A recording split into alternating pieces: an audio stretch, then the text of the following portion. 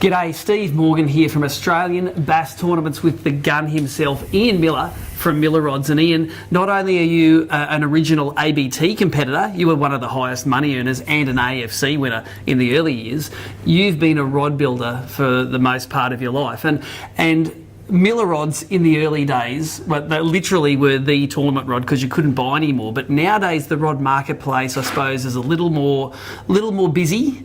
There are a lot of options that all can do the job, but still nothing does the job as well as a Millerod.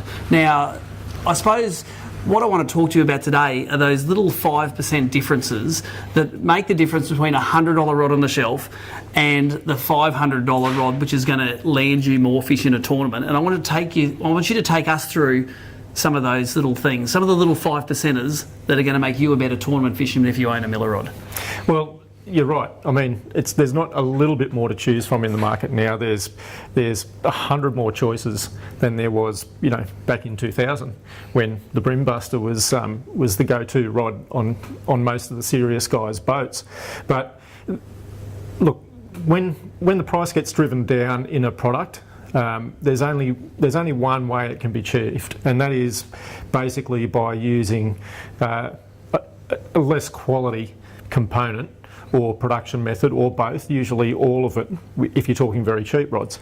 I mean, it still doesn't mean you can't catch fish on that, but when we're talking about getting that few percent advantage over the other guy in the tournament, a lot of things have to be right. A lot of things have to be put in place so your rod product or your design rises above all the others and does give you a real advantage, because I mean, that's at the end of the day, that's what we want. We want to get a real advantage out of using a particular item. Otherwise, there's no point in using it. And there's no one thing that sets that advantage. It's actually the design from scratch. It includes the blank materials. It includes the blank weight, balance, action, power. It includes your guide train and the ceramics. In the case of very high end, it means using corrosion resistant components. So if you're fishing for brim 50 days a year or even 100 days a year, and let's face it, gear doesn't get washed every day, you don't unpack it after your Christmas holiday and find that it's all rusted out. So there's a lot of reasons why you buy quality, but very specifically for the tournament angler, it is to get the advantage that really starts with the blank, and the blank is the heart and soul of a good fishing rod, and you just cannot make a beautifully tuned, balanced, working blank out of a poor quality material. Yeah, I've noticed that I suppose your rod designs have evolved over the years. They're not just a new range of rods which has popped onto the market and the R&D is minimal. You've actually tweaked these designs for longer than anyone else in the industry here. And I suppose when you talk as a tournament angler, you can break it down from a fisherman's term into more things. Getting the cast to where the fish are, feeling the fish when it's there, and then keeping the fish on when it's hooked up. And there are parts of your rods which help with all of those processes. Well, there's not only parts of the rods that help with it.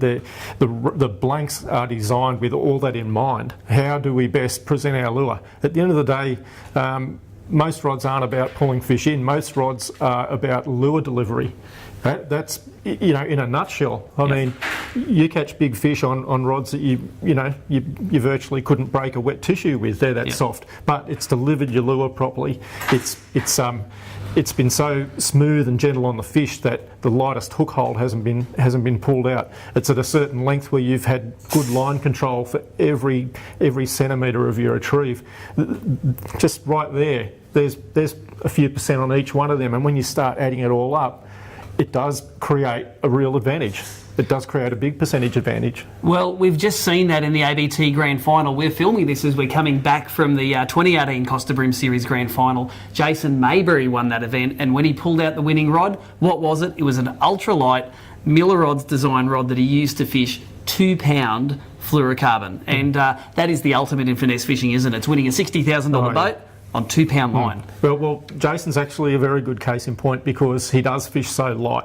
He's a very methodical, ultra finesse type angler, and he's come to me over the years, and we've nutted out the type of tackle that he fishes best with, and what gives him the advantages he needs, not only for the way he fishes, but how he wants to fish and land fish. And in his case, it's a real super ultralight rod that it won't break 2 pound line unless you do something wrong, but it still will have enough power in the bottom half to actually have some steering control over the fish when they're near the boat. But you know, it's easy to point out those finer advantages at that end of the scale, because if you use just one inferior component or manufacturing technique, the rod will lose its balance, it'll lose its crispness, its lightness, because you're dealing on such a light end of the scale. With, you know, a rod like that needs to be built a certain way so it'll balance, and it's probably not going to weigh much more than 90 grams. But at the other end of the scale, you know, if you want to throw big swim baits, such as you can on this rod, and you can throw like a 6 ounce bait on this rod if you want, it still weighs very little, it still has exceptional balance, exceptional feedback and sensitivity. So it's not only restricted to the ultralight end of the scale.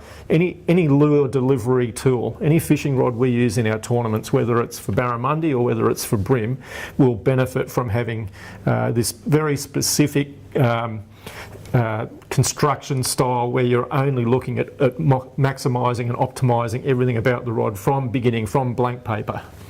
That's a very good segue, because we've just come also from the ABT Barra Tour, and Phil Lyons on the Team of the Year throws Millerods, both spin and bait cast. And Barra are another species, they jump. They want to throw your lure. Even though those guys have their lures rigged with 2 or 3 extra sets of treble on them, the Barra can jump and get away. And just keeping the hook in that one extra fish, you think about it out there, you think about how many tournaments would you have won if you hadn't lost the fish.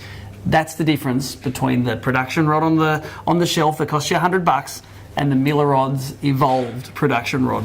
And the cool news is, I suppose, is that more and more of your custom designs are becoming those production rods. Tell the people how we can get involved in actually seeing some and buying some. Yeah, well, as many of you ABT competitors and viewers would know, we've been rolling out our production range of rods for a little while now, and most of these rod designs have had their original birthplace in the early ABT days, and so the rods that have sold well perennially and proven themselves time after time have been the first ones that are getting rolled out. So rather than being a fairly exclusive, expensive custom product, these rods will now be widely available at a much reduced cost. And to be honest with you, like a lot of people would not even be able to tell the difference. The quality is that good. So they can be purchased direct from us, but the best thing to do really is to see it for yourself. Go to one of our retail partners. Yeah, put it in the hand and make sure it's the rod for you. See what all the fuss has been about all these years, and I guarantee you won't be disappointed. Well, one final shout out for you, Ian, is I've still got rods in my rod locker in my boat out there that must be over 15 years old now. I got them built from you on the old Loomis blanks to throw 2 pound line on light. I'm still catching fish on those today. I've actually worn out sets of recall guides on those rods, so I can give you a shout out as a testimony to how long these things last. So you might think it's more expensive than a standard off the shelf rod, but these rods are going to last, and they are going to help you catch more fish on tournaments. So Ian, thanks for having us down here at the factory, and thanks for being a great ABT sponsor. Well, really love the ABT. It's been so good for the industry and for fishing in general. I'm really happy to be back in the fold. There you go, millerods.com.au.